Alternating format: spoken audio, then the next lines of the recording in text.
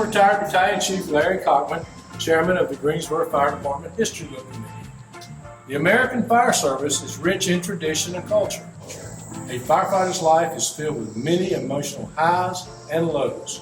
Stories of major fires, national disasters, medical calls, firehouse living, and family life are often verbally shared from one generation to another.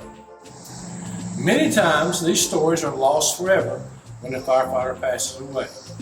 In an effort to preserve these stories, in 2019, the Greensboro Fire Department History Book Committee launched a new program of recording audio-video of our retirees' lives.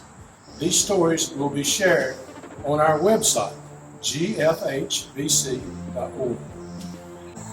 In 2020, we did not record because of the COVID-19 pandemic. Please listen as these firefighters share their life experiences with all of us.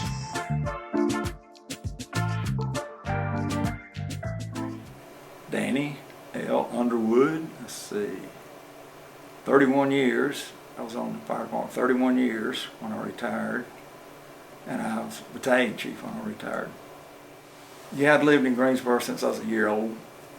So Dad, when he finished college, he moved here to get a job, or a pharmacist, so come here to work. And I've been here ever since. After I come on, I found out I was related to Chief Honeycutt and Chief Hare. They were from the same part of the country. My family come from Sampson County. Before I joined the fire department, I was looking for a job. I just finished college. In fact, we went to school at junior college there, but then I went on to get my other degree. I was looking for jobs, and I remember you saying about working or here, and all I thought was that 3 days off, I could look for a job while I was working here. It'd be a good place to start, to look for a job, and that's how I got started, or how I got into it. The process when I got hired was talk to the fire chief first, and then they'd let you know if you got picked to go through training, which I got picked, I guess, the first group then in 1973. I don't even remember the physical part of it. I don't even remember what I had to do up before we went to training. A few little, what you thought was nothing, run around here, pick up something, or run up some stairs or something. I don't remember all of it. I don't know why.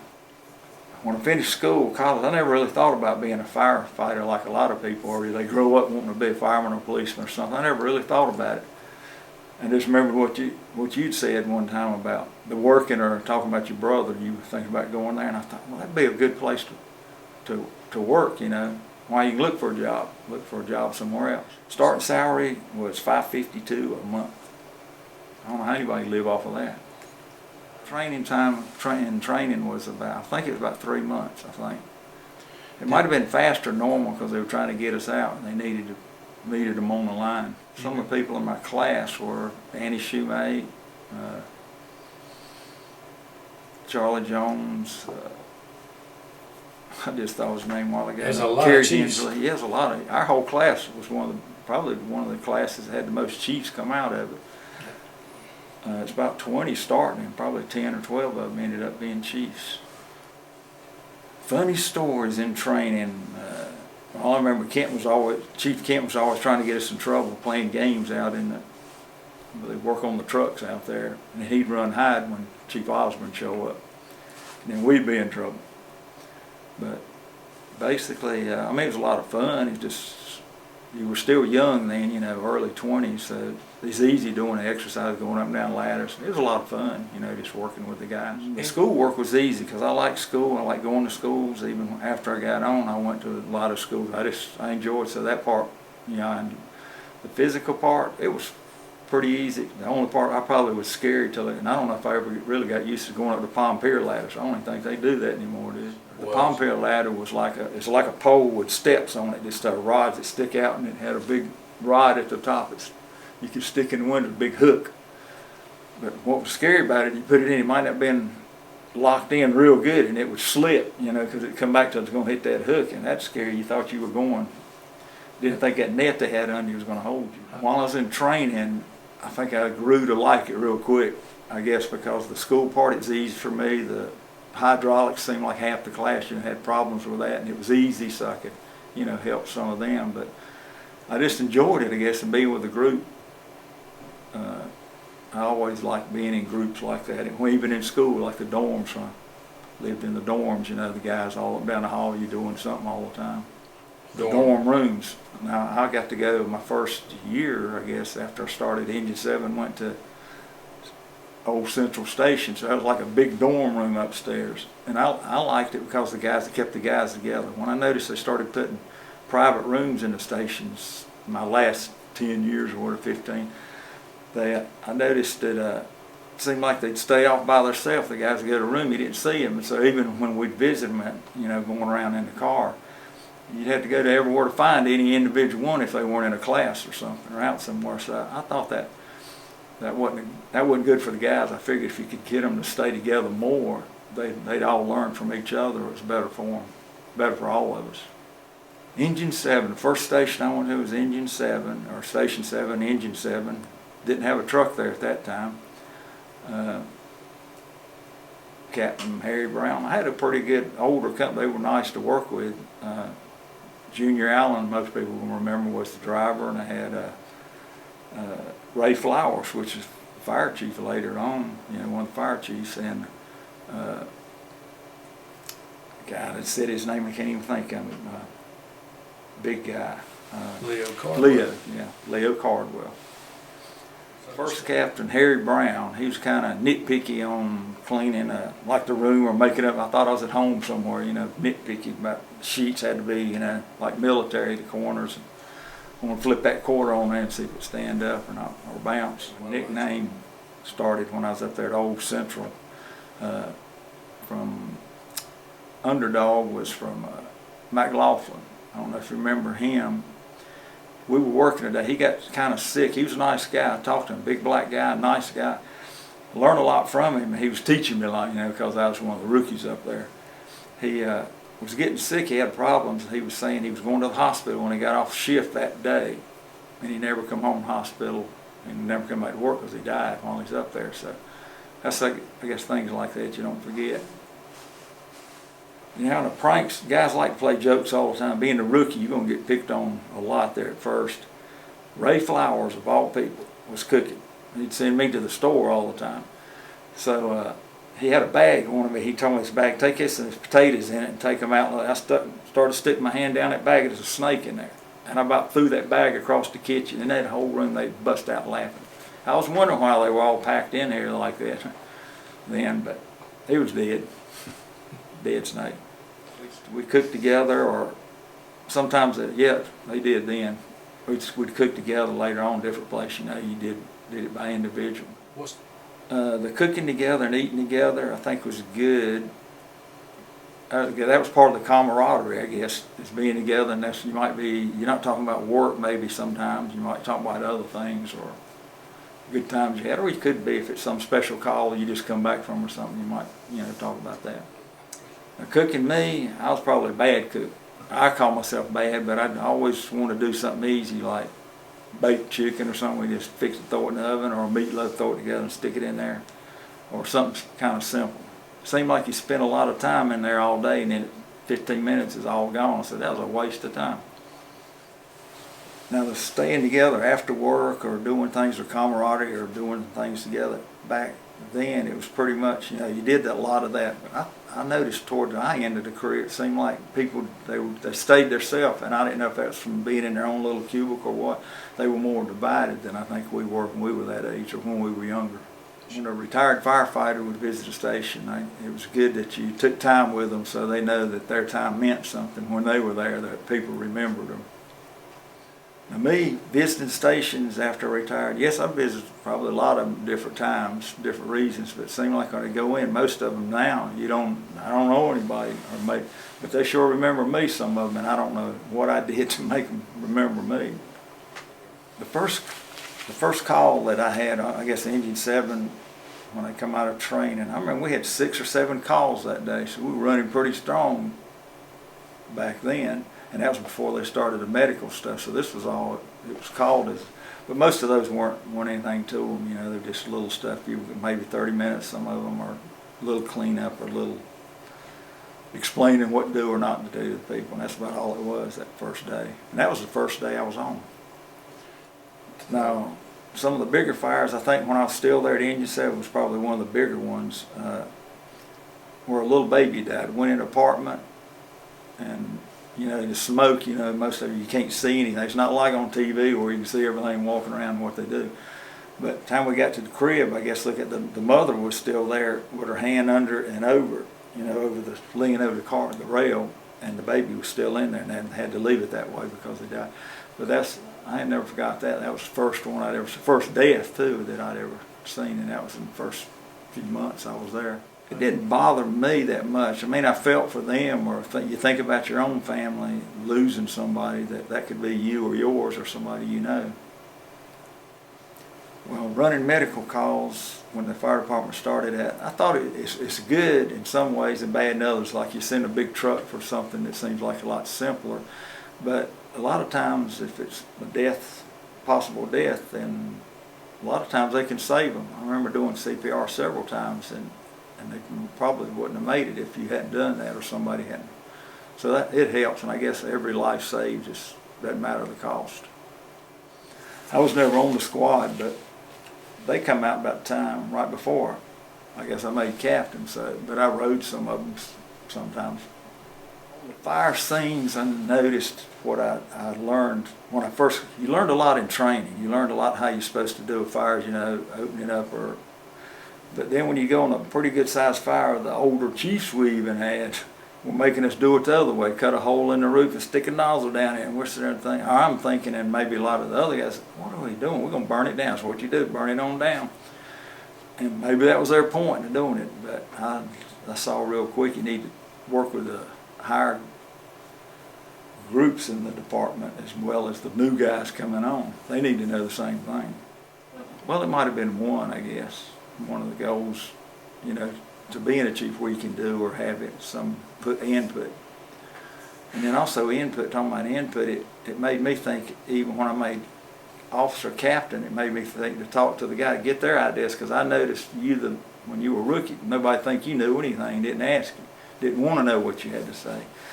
But I knew from experience that they were smart, so I got to where to talk to everybody on the company to get their ideas on anything, just to see what they say in it. I think it made them feel better too. Some of the changes that I've seen in the fire department since I started till closer to I left, I saw they were doing. The department was learning to do the training, or that like we learned to start with, to do things the right way. Everybody was learning the same thing, so that helped. We were probably, I guess our department was one of the leading departments in the country in doing some of those things. So many proudest moments on the fire department. That's hard to say. Proudest. I'm not sure if I can think anything off the top of my head, except when you talk to some of the people come talk to you, and you felt like that they liked what you said, or you could tell they changed from what you said and started doing or acting that way or something. So I think that was some. When one of the firefighters dies, I guess it's like a brotherhood. You feel like even after you retire, you come to their services and all. And some you come to you don't even know, especially when you're on the department. You might not do that as much after you leave. Well, when 9/11 happened, the shift I was on was working. I was working that day. In fact, and David Spears was assistant chief then. He was in Station 8, so I'd usually go around to his office in the morning and tell him what I'm going to do with the battalion or whatever plans I had that day. And I was in his office when it come on over the news. He had it on. We looked around, so then I started telling him what I would do. If we had a high-rise fire, this is what we do, this. And then they heard the second plane hit, and I looked, just a few minutes after that, and I turned back around and I said, this is something big. We don't even know what this is now. And then we saw what it was, what it went into.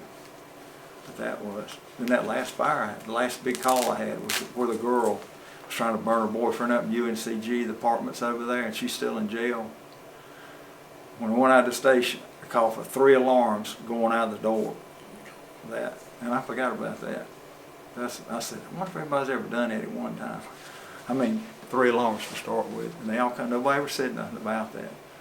I worked with female firefighters. Yeah, as soon as they pulled them in or started taking them in, I worked with them. And How was that? it was different working with them, I guess, because I think I was already officer when a lot of that started, and you had to deal with it, and you had to get the two to work together, because you'd always have some of the guys that didn't like it. They were always talking about it, so you had to kind of work with them. Because this is going to be it this way or not. You're going to have to learn to deal with it, and learn to help them. You know, would I do to be a firefighter all over again? Yeah, I'm sure. Yeah, I would, because I learned a lot. I enjoyed it. You met a lot of people. It was just, but it was almost like playing and going working, because it's a lot of fun both ways. You might have worked more than most people because of some of the long shifts, or I remember at Old Central Station having 2 building fires in one night.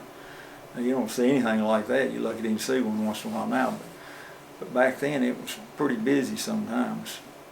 Would I do anything different now than back then? Other than some of the training or some of the things you've seen when it come out, you'd go visit other parks. I think that was good, getting to go around to other parks in other states even, and learn what the ones that were real progressive, what they're learning. And then after a while, you got a lot ahead. A lot of parks are coming to you, so you get to go with them or help them or talk to them. So that was interesting. You got to meet people all over the country, or even in Canada too. Well, the roles of the firefighter, how they've changed some. I guess we got more special teams. Now, they started those when we were on, and I saw where it was good to have people specialize in different things, because you did a lot better on that scenery. You had more people knowing what to do. You didn't get too far into something and not do the right thing. So those were good to have the specialized teams.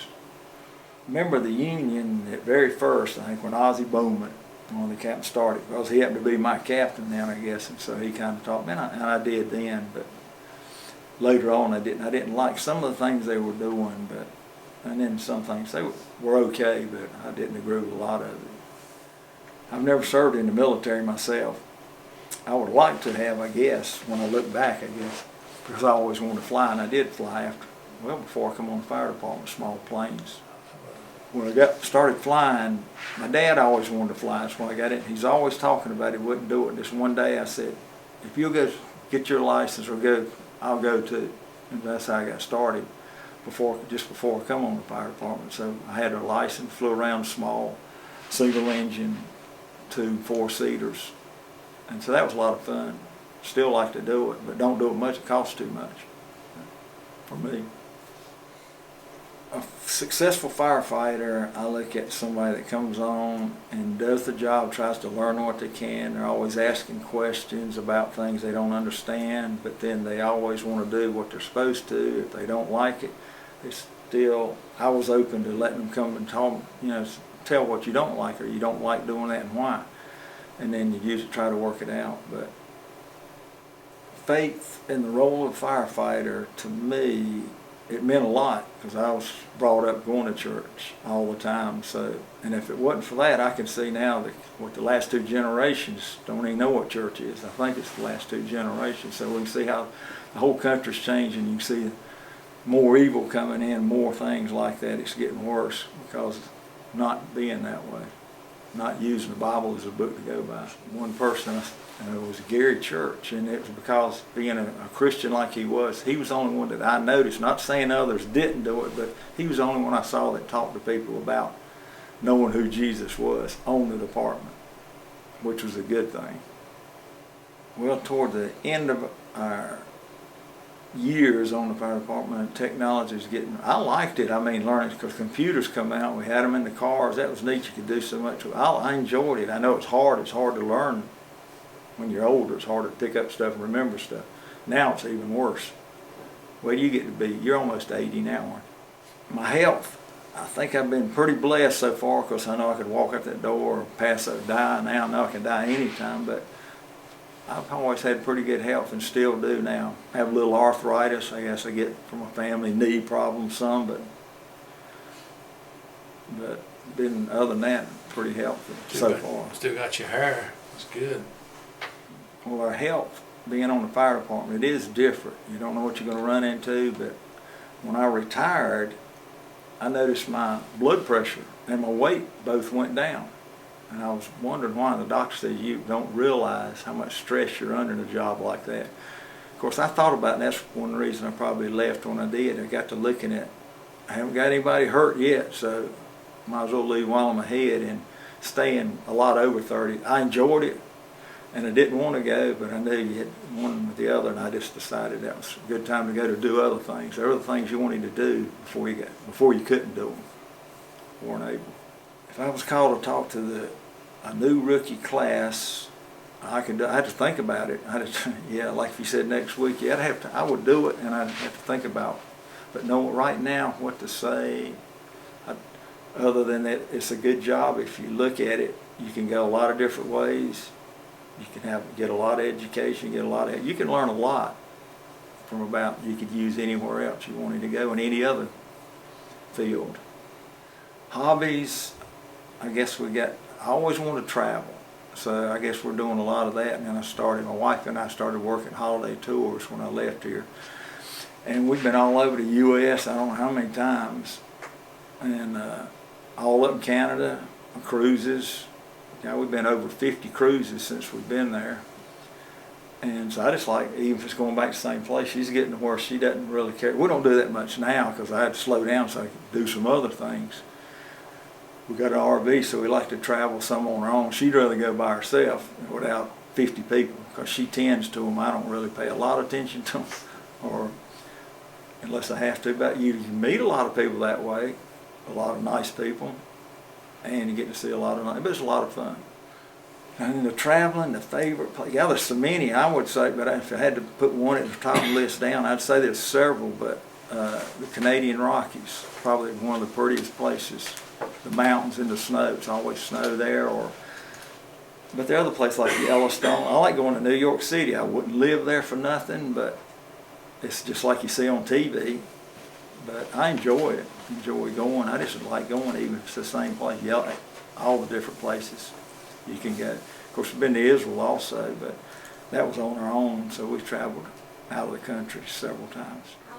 People remember me from the fire department or on the fire department. I don't know, other than I hope they don't dislike, or I hope I didn't leave somebody in a way they just hated me for some reason. I mean, I always wanted people to like you, but that'd only be to a certain point because they had to know where you stand. I ain't going so far. There's some ways. I'd like my family to remember me. I hope I was a good father, husband, or and tried to bring your children up the right way, which try to push the Bible a lot in teaching or trying to do things with them like that. A special message to leave to somebody. All our kids or grandkids, you love them all, and just hope you helped them where you could. I feel like I'm doing some of the right things because the older two are 30 and 28 grandsons, and they do call me and ask me things, which is surprising. They ask you on parent stuff, that they'll still come to me and ask stuff. What I miss most about the fire department is, probably the camaraderie, and you meet new people too, other places, but just being around people, meeting people, I guess is the biggest thing. Recordings. The value of the recordings is good. And somebody's going to look at them or something, and somebody might learn something from it. Somebody might pick something up. That's why it's always good to listen to other people, talk to people about anything and everything. You'd be surprised what might change any one person. In closing, the Greensboro Firefighters History Book Committee hopes you have gained a greater insight into the dangers, the challenges, and emotional events that have influenced and shaped the American firefighter.